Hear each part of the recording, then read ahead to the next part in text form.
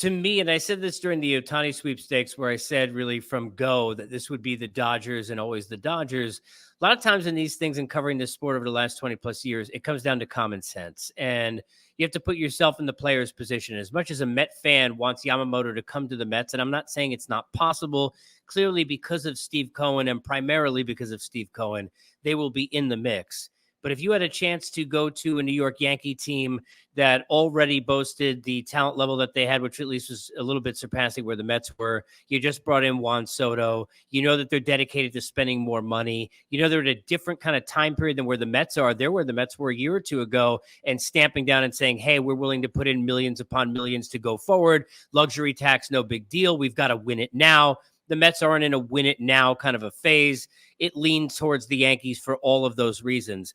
And when you live overseas, being a Yankee, I mean, that is like McDonald's or Band-Aid in terms of brand. That is where all of those folks grow up watching baseball and thinking about, you know, heavens forbid one day having an actual chance to play, what it would be like to play in the Bronx. So I think the Yankees have a better shot than the Mets do. I think clearly if the Dodgers are in it to win it with the money that they have to spend, they are in a better spot than the Mets are, having just brought in Otani and now Tyler Glasnow and having all the money that they have to spend.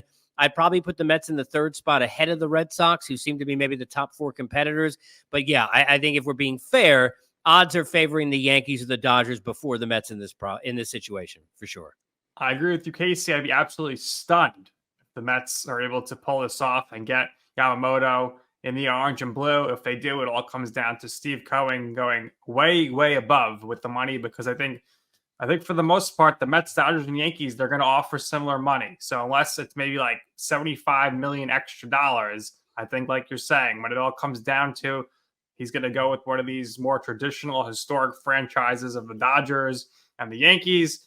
And that's going to leave the Mets floundering with this rotation of Senga, which I think is, he could be an ace. He was great last year, one of the best pitchers in baseball. Quintana, if he's healthy, he was good. Beyond that, a lot of question marks. I'm not banking on Luis Severino to give anything this season.